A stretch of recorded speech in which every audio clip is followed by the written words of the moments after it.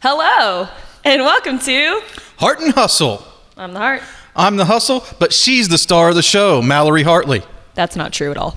I'm Greg Powers, Director of Recruiting here at Dave He's Campbell's. the real star of the show, the real recruiting god, if I may say. I'm just old. That's it. There's not You're wise. You're experienced. Experience. Yeah, I've learned a lot about a lot of recruits over the years. So you know so much.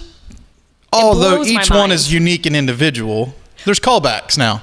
So I get really excited when I watch film on a player, especially for WTF or something, and I'm like, Powers, have you heard of so-and-so? And you're like, yeah, I already heard of it. And I was like, okay, well.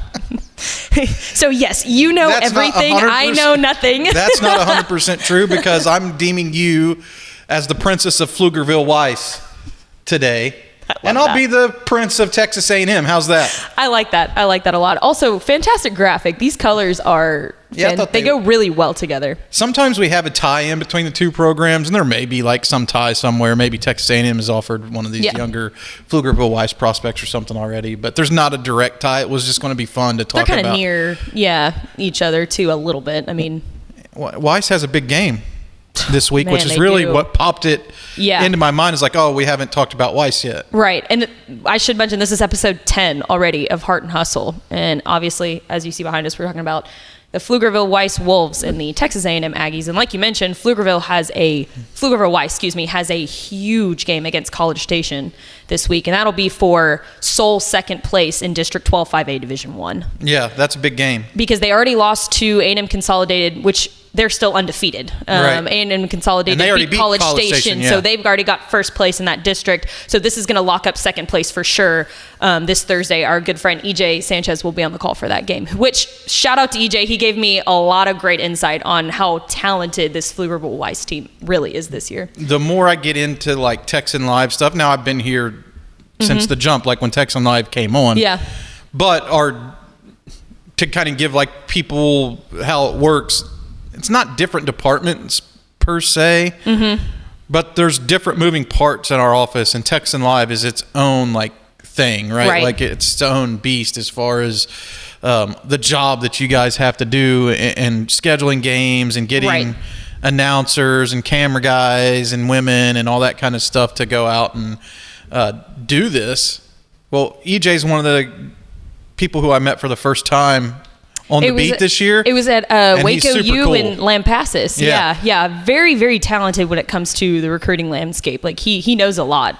Well, I'm dialed into certain personalities now when they call games, and he's one of my favorites on Texan Live. Absolutely. So shout out to EJ. Fantastic down there in the Austin area. But yes, he'll be on the call for Pflugerville Weiss and College Station this Thursday.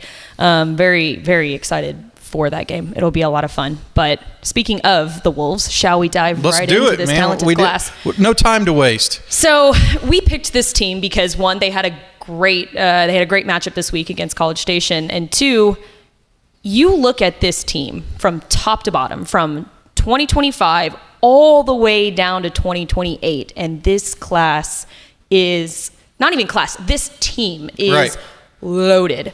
So let's start there at the helm. We'll start at the quarterback spot because there's been a couple of changes, this year at the quarterback spot if you're not familiar. Starting out in the year, you had 2025 quarterback Jax Brown. He was committed to New Mexico State, and he gets hurt early on in the season.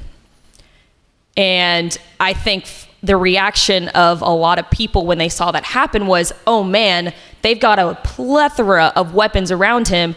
Are they going to find a quarterback that's going to be able to get his weapons the ball, right?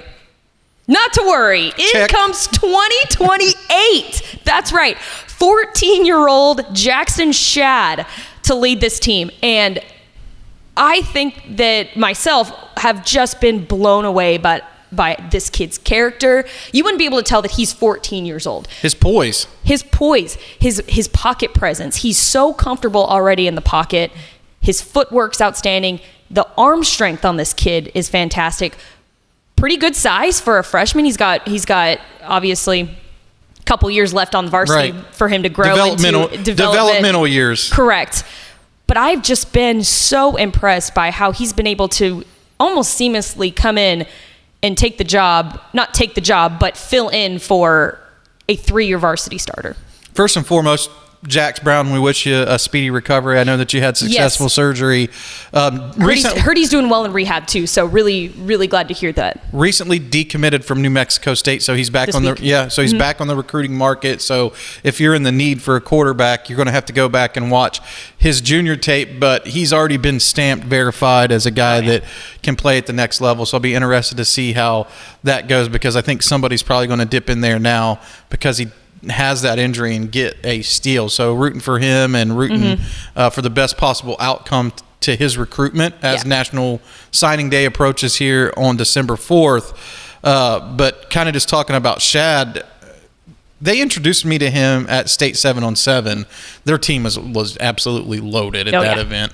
And I was pretty blown away with just like his character, how he spoke to me, the eye contact, like he seemed to have it together. And when you think about, all right, what give you a recruiting guy. Okay. Like sometimes you're introduced to a lot of younger players or trying to get them on the map, Trying to get them on the map. Coaches introduce you to this guy or that guy. And a lot of the times they don't always pan out, right? Like there's probably 30% of the freshmen that you meet early on are going to be like recruits, right? And you get a lot of tapes and that kind of stuff. Well, Jaxon Schad had that feeling whenever I met him, like, oh yeah, he's going to be a guy. I didn't know that we were going to get a chance to watch him this year, but what I was most impressed by was when he got the call when Jax got hurt, he didn't miss a beat. He just went right in and started leading that offense. So, I mean, the future's bright there at Pflugerville Weiss. It must be nice to know that you're going to have, like, your leader under center for the next 3 years after this year. So, like, he's going to be there, a rock, a foundation, a centerpiece, so to speak, as to not only what to build your offense around, but potentially what you're going to build your team around, because he does bring that leadership side to the table, which is cool. And obviously the plan was for him to sit behind Jax Brown for this year and kind of, watch him develop and watch him lead this offense. And so next year was supposed to be Jaxon Schad's year, but it came a year early. Ton of weapons around him. Yeah, it's fun. I don't even know where to start. We'll start in class of 2025 since we were talking about Jax Brown. And it was big news this week. Adrian Wilson, 2025 wide receiver, Colorado commit, is one of those weapons around Jaxon Schad right now. I really think that he has had a fantastic showing his senior season. And one of the things that's been very impressive about his varsity career to me is that he has been able to add different skill set every single season. Like at first, when he first came in, it's like, it's you put him down there on fade routes, right? Very, very short, easy. The playbook was not very open. And now as a senior, he's been able to add things like yards after catchability. And he's just been able to develop into a all-rounded wide receiver for the Wolves. No doubt. Like, you nailed it. Like, there's not too much to add. On the recruiting side of things, it's been a wild ride, right? Because this is his fourth commitment. He committed to TCU, Oregon, Arizona State, and now Colorado. So he's been busy on the recruiting trail, right? But I think that he found the right fit for himself up there in Boulder, because I do feel that program not only provides an opportunity potentially at early playing time, because I do think he possesses that early playing time nuance to his game, because he's such a great deep ball winner. And that's a skill that doesn't need to be coached. It's just a natural skill set that he has. And as far as his development is concerned, you nailed it, because his senior tape, he is much more diverse than he was on his junior tape, where he was just running by guys and like making plays over the top, which is tremendous. Like, he didn't lose that at all, but he is taking more underneath routes and getting open on, I guess he's expanded his route tree, so to speak, just kind of like you hit the nail. And he's a 4-star for a reason, right? Dion in Colorado continues to come into Texas and get top, especially wide receiver recruits. They got Draylon Miller last year and Adrian Wilson this year. So their offense is going to be powered by Texas high school football in some regards. And congratulations to Adrian on his commitment. He was DCTF's commit of the week this week. He was. Yeah, so that's pretty cool too. Good little time to watch Texas football today on Mondays because you get more of you. Yeah, the in Cruton segment on Mondays is always fun this week in recruiting. Yeah, it is fun. Sticking with the wide receivers there at Weiss, let's drop down to class of 2027. One of my favorite players on this team. Yeah, for sure. I will say it is Tre Moore, wide receiver. Is he 4-star? We've had him as a 4-star, correct? Yeah, I think he is. I think he was dropped as a 4-star already on the 5-star watch list. Yeah, I think so. Which is he should be on the 5-star watch list.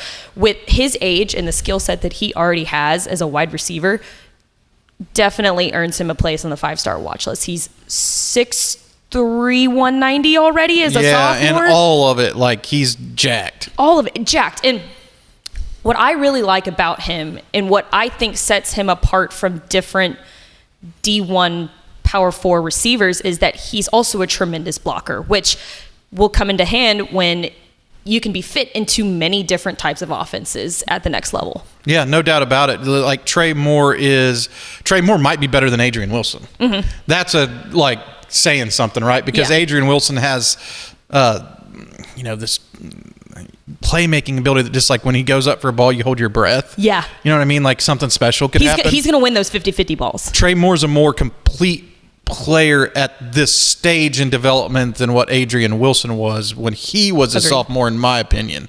And that may be in large part due to Adrian Wilson, right? Somebody to look up to, somebody to learn from, somebody to see I can learn little aspects of their craft and put it into mine. That may be what Tre Moore is feeding off of. But what jumps out to me was his catch radius. Mm-hmm. He's got really long arms. He can go up and pluck it really easily, and strong hands, which is easy to overlook, especially as you think about young receivers, because the other hands are going to get stronger. But initially, that was something that caught my eye, is how good he is at catching the ball away from his body and doesn't have a lot of drops, at least like in the camp and 7-on-7 setting. I've got to watch him some on tape this year, but he's really impressive in person. And that's, to me, the indicator. Like if I go and watch a recruit in person and they pass the eyeball test, their tape backs up what you see, to me that's the all right, done deal, 4-star. That's what was helpful for me to be able to get him on that list so early. And I feel like get out in front of the other recruiting services on his ranking. Yeah, and he's no secret to that. I mean, look at his offer list. I mean, it's P4 after P4 after P4. Like, he's already racking them up as a sophomore. So, obviously, no secret there. Like, people know about him. Like, very good player. The cool thing is we're wrapping up talking about Tre Moore. I think I know which player we're going to talk about next. And I love to talk about O-linemen. O-lineman. Okay, we can go O-lineman. I was going to talk about a 2028 wide receiver. We had one more. We had one more. All right. 2028. I'll put a pin in my excitement for the O-lineman till the next player.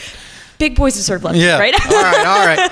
But let's talk about Tylen Henderson, as we're talking about the plethora of wide receivers there for the Wolves. 6'1", 190. Does not look like a freshman. As a freshman. Does not look like a freshman. What a talented 2028 class. I think this team's going to be okay for a while. Yeah, I think they're going to be pretty good. As a matter of fact, go back and look at some of the stories that we've done recently. We did the 5 under the radar programs who produce our talent factories, and we did the top 5 talent factories. Weiss wasn't on either list, but I think when we revisit that 2 years down the line, that Weiss could be one of those programs in the Lone Star State that jumps up into that. I'm a known D1 talent producing school in the Lone Star State. There's 100%. No doubt about it. Not only do they have talent, they have talent in every year, and Tyler's the next one coming. As impressive as Jaxon Schad was, to meet in person, he might have been even more physically imposing. That's crazy. Well, I mean, all right. Well, because Shad's not physically, and you weren't going to meet Schad and go oh wow. Right. You have to watch his tape, see him throw. Then that's when you're going to be oh wow. Yes, definitely. But when you meet Tylen, it's an oh wow. He's moment. an immediate. You see him and you're that's not a freshman. Right. No, that's a 3-year varsity starter. When I met, because I met him before Tre, I thought it was Tre. Yeah. So, I mean. he is. Already has a Texas Tech offer. Yeah. Yeah, of course. Yes. Very early Texas Tech offer. Really speedy kid. I think he's got a bright future there for Weiss. Okay, now we can talk about the pancakes. Now we can talk about the pancakes.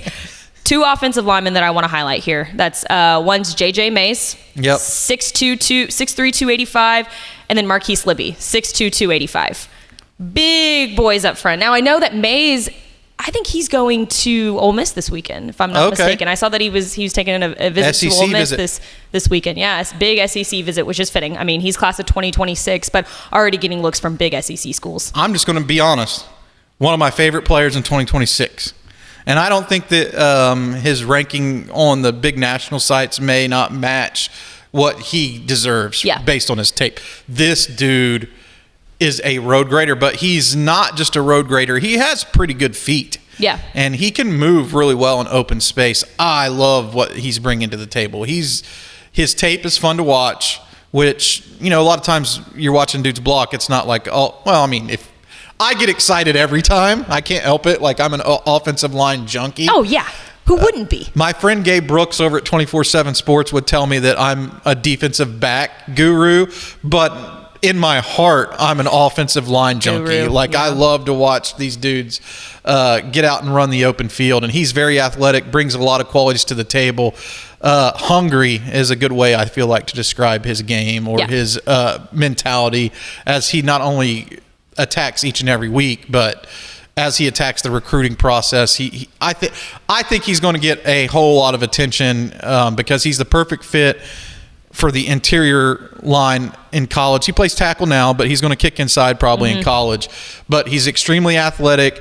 You're not going to move him, and he can get to the second level and make blocks pretty easily. Doesn't struggle in space whatsoever. And he's also a high-end academic guy, which I love in offensive lineman. I think he could even play center if he had to, and that adds to He's very versatile. Yeah, you can plug him in. Pretty much anywhere on the line there. And Marquise Libby too. Also, if I'm Jaxon Schad, I'm like, I'm protected. I'm feeling good because the big boys up front got him. No doubt about it. They're very, very talented. Okay, obviously, great offense there. They're rolling. Same thing with the defense. The defense has pitched a couple shutouts this year. Very strong. I think they're probably led by athlete Jason Stokes. No doubt there. He's the Utah commit. And he's an athlete because he is an athlete.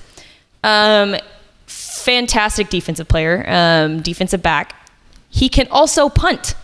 He's one of the best punters in the state. Add that to his athletic profile. He actually came in as a wide receiver, but I think that he was kind of forced to take on the defensive back role when Tre Moore came in. And Tre Moore, obviously, we already talked about him, kind of came in ready to take on that role, right? He was already built that way, already possessed the skills to be a starter as a wide receiver. So he kind of moved over to the defensive back, but he's still punting. So used to play in all three phases of the game, now still plays in two, but he's an all-around athlete. And he actually comes from a family of a bunch of athletes. I think his dad played in the NFL for a little while or something like that. So he's already got that natural ability to be an athlete. He's also having a dominating year this year. Out of all the prospects we've talked about at Weiss, the thing that I feel like is really impressive to watch these guys on film is their improvement year over year. And you got to credit the coaching staff 100% on that, right? Who's getting these guys not only ready to compete for playoffs and state championship, but they're getting them ready for the next level. Stokes is one of those guys who I feel like has taken a significant jump up on film. And I think that he's been one of these high risers as far as rankings. Yes. He is going to move up in our 2025 rankings whenever we redo the Hot 100 and stuff. And there have been schools out there that have been lurking around his recruitment who could potentially try to make things interesting down the stretch. Texas being one of those programs. So we'll see what happens as far as his recruitment to Utah goes, or his commitment to Utah goes. But the Utes, as it stands right now, are getting a dynamo from Texas. And guess what? They do that all the time. They have an eye for talent, and they did not miss on Stokes. This is a dude who could play safety, could play corner, but has the size to play either. Today's college football is just so different than it was even just a few years ago. Now you need your defensive backs to be able to be versatile and interchangeable throughout the secondary. And we almost should start ranking them as defensive backs instead of cornerbacks and safeties, because you have to do both. You have to do everything. Yeah. You know? Yeah, and it just adds to your skill set a little bit too. But yeah, he's also very physical, which I enjoy watching him play. But all around, such a talented ball club there in Pflugerville. Really excited to see what happens against College Station this Thursday. Doubt. It'll be fun to watch. If you like a game full of a ton of D1 prospects, this is the game for you. TexanLive.com, check it out. And isn't Stepp going to the? I think Matt Stepp might be at that game. I haven't looked at his schedule yet. Sorry, Stepp. I haven't looked at his schedule yet. Stepp might be going down to that one. Nice. I wouldn't be surprised. I think seems like a game has you'd like. That has to be the best Thursday game, I think, of week 10 of the Texas high school football season. So, yeah, shall we switch over Texas to A&M. Texas A&M Aggies? I feel like Vanna White whenever I'm... You feel like what? Vanna White from Wheel of Fortune. Like when I touch this, if something... Do we need that on our graphic? Like whenever I'm pointing to the thing, I wish this and you can touch that one, and like it spins around and it reveals what's underneath the Texas A&M square. That would be so cool. Yeah. We need a touchscreen monitor back here, I think.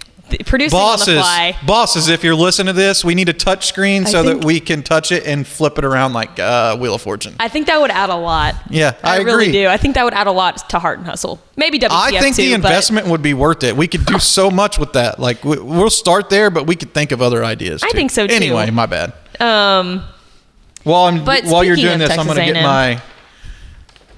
To talk about we're going to talk about out-of-state recruits It's a today. Heart and Hustle first. We have a list of players dudes. Because Texas A&M has been killing it on the recruiting trail in 2026, but their last 5 commitments are all from out-of-state schools, and I did my due diligence for this show. You did.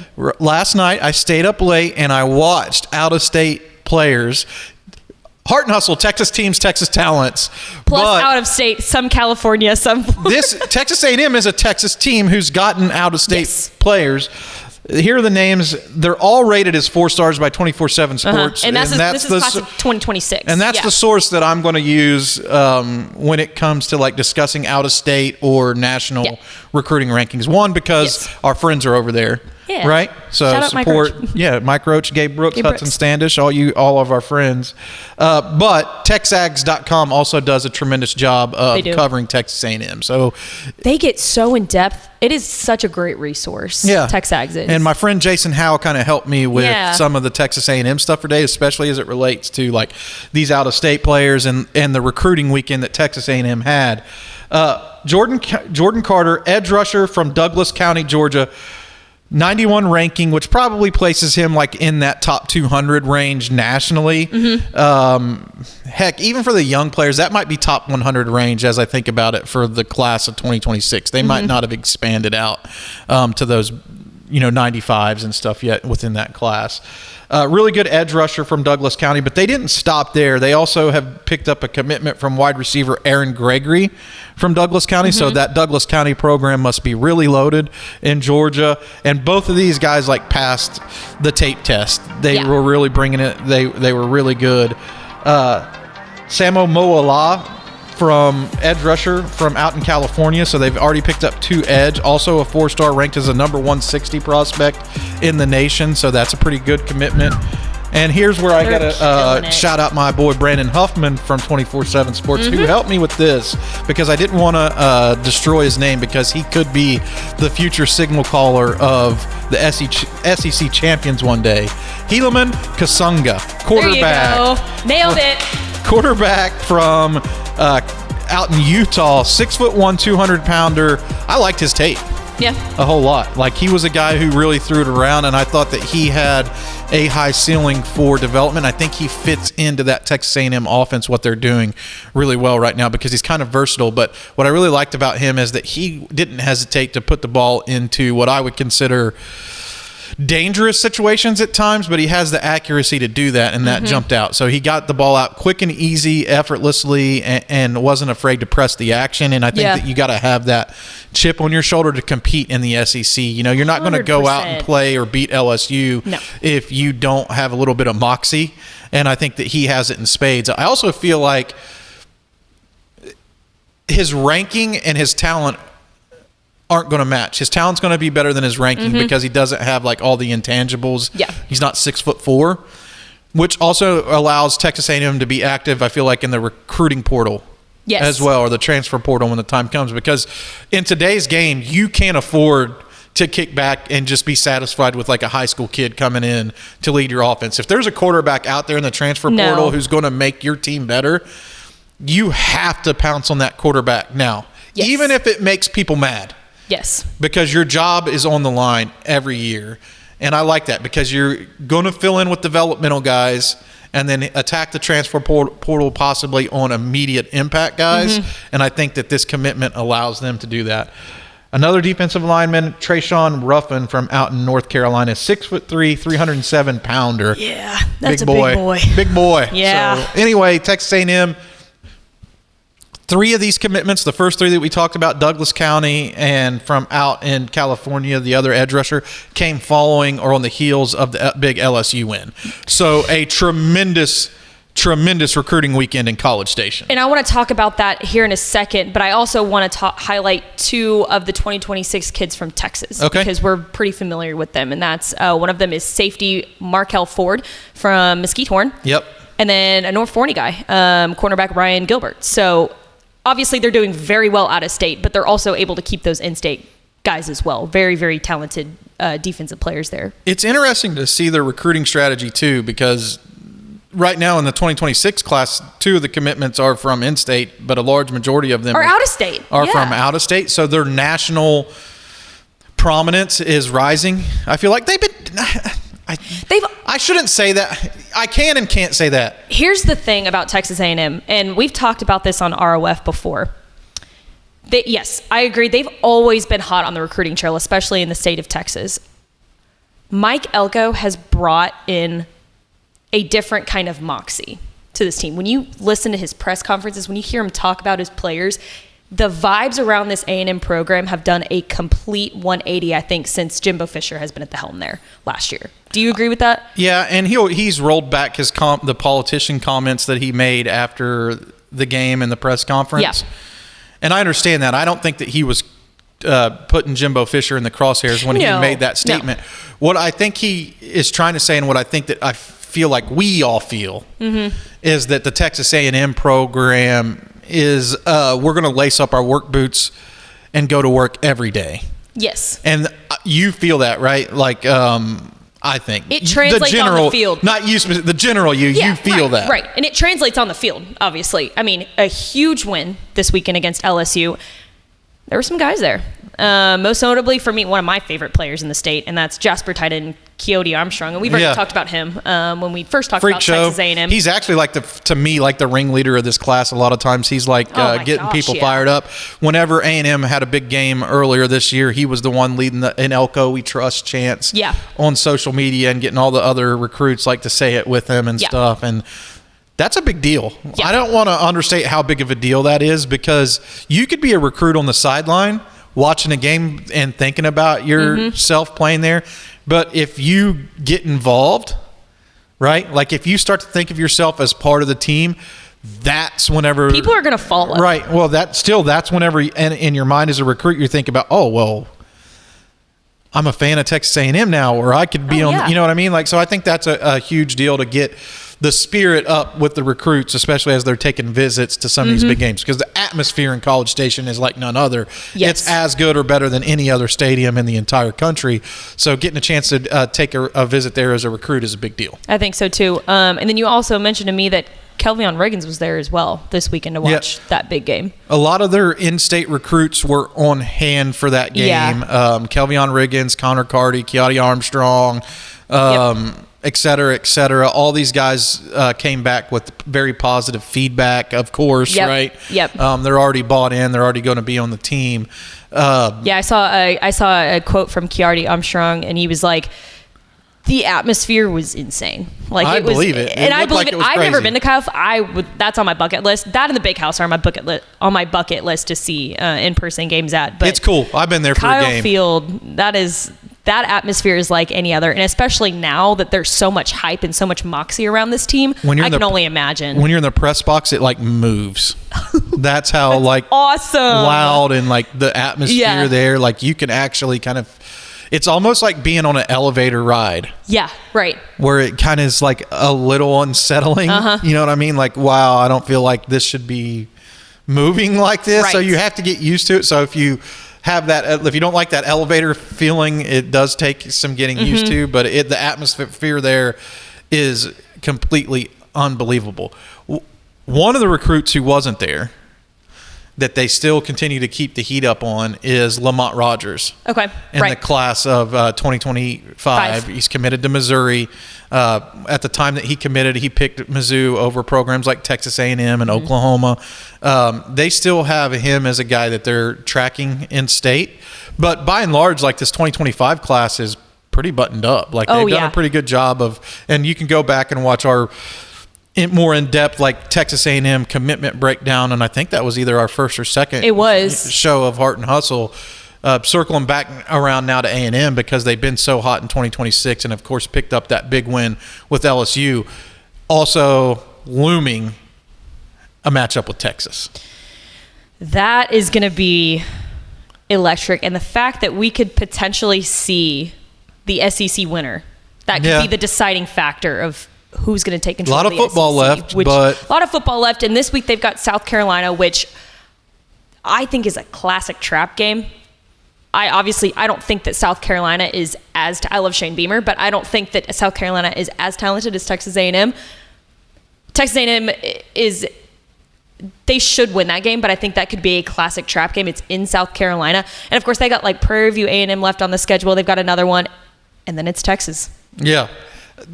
I agree with you on the trap game thing. South Carolina's pretty good. South Carolina's pretty good. They hammered Oklahoma. Yeah, they really did. Oklahoma. Barely lost to Alabama. Yeah, that's a better word for that. They barely lost to Alabama. I think they lost by a score, maybe.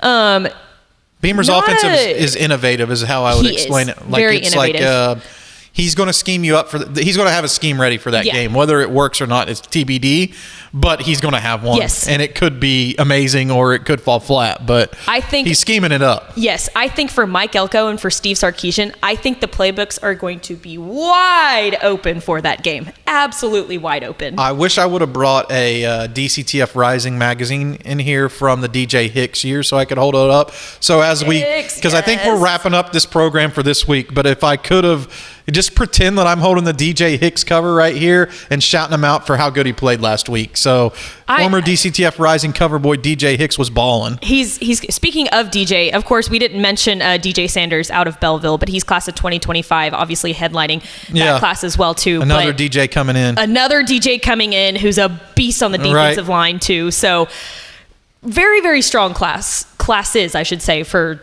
Texas A&M. Big week for them as they play South Carolina. Could potentially be a trap game, but we'll keep tabs on that. You heard it. Put all your money on South Carolina coming from. No, that's not what I said. Go back and watch what I just said. That's not what I said. all right. Say that. Misreporting the facts. Okay, one more thing that I wanted to talk about before we go. So we are recording this on Wednesday. It but it gets released to the public on Thursday. It's a big day in the recruiting world here at Dave Campbell's Texas Football. It is. 2 players are named to the 5-star list of Dave Campbell's Texas Football official rankings by Greg Powers. Shall we talk about that a little bit? Or do we just want to hint at the fact that... Let's leave them hanging on it. We'll say stay tuned. Okay. It's 2 p.m. now as you're watching this, probably because we've talked forever. It's probably 2:45. I know. By the time you're watching us wrap this up. 7 o'clock tonight, we're going to be releasing the 2 new 5-stars, and it's going to be a special Heart and Hustle edition of that. I love that. One more question before I go, and I've been wanting to ask this because I think there are a lot of people out there that may not necessarily be as in-depth in recruiting as we are. When you're going through and you're making these rankings, you're naming kids to the 3-star list, 4-star list, 5-star list, the very few that get the honor of being a 5-star in the Dave Campbell's Texas Football rankings. Only 5 every year as our 5-stars. Right. So what differentiates a 4-star from a 5-star in your opinion?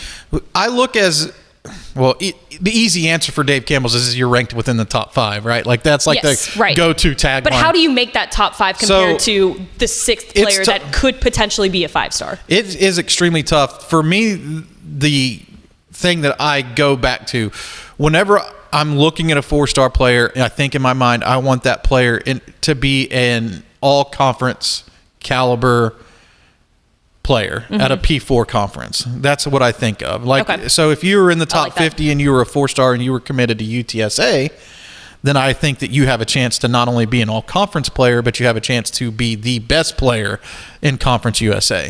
And there are multiple guys like that every year who go on to, or I don't even know, is UTSA still in the conference? Or are they in the American? They're American now. Whatever. Whenever you go into an FBS school. Yes. I flub these conferences up all the time because they're always changing around. Always changing. A 5-star I want to have the same type of feeling about, but I want them to potentially be a day 1 impact guy. Yeah.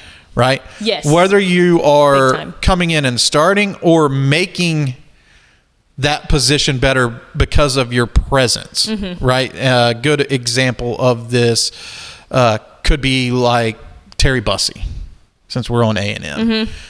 Terry Bussey was one of the best, most remarkable high school players in the state, one of the most dynamic. Everybody got a chance to see what he brings to the table as Timpson won the state championship this year. But his presence on the Texas A&M roster made them better the day that he got there. So that's something that I'm looking for. And you don't always nail that, right? You can go back and look through the 5-stars. There are going to be some misses out there with NFL upside. I think that's a big key there. And I'm not a big NFL upside guy as it relates to high school rankings all the time.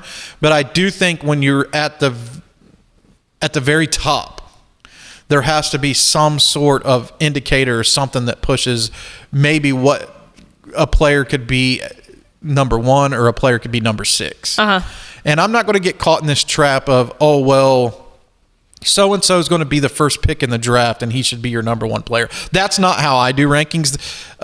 If you go to 24/7 Sports, they do a pretty good job of the top 32 players, and their rankings are their picks to be the first 32 players picked in that draft potentially. Right. And again, that can be flawed because those players could go in different drafts, so it's harder to track or whatever, but I like that guideline because that gives a parameter to rank against.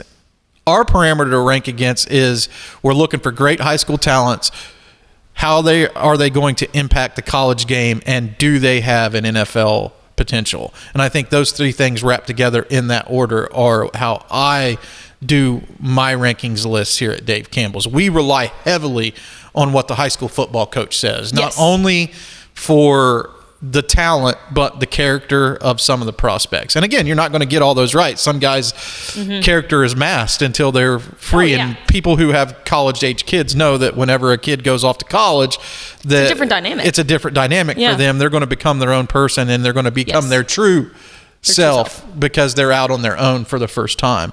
And NIL changes everything too, right? It adds a whole nother layer of thinking about all this, but you have to stay on your toes as it comes to recruiting rankings because the game evolves, the process evolves, and each recruitment is unique and individual. No prospect is going to go through the same recruiting process.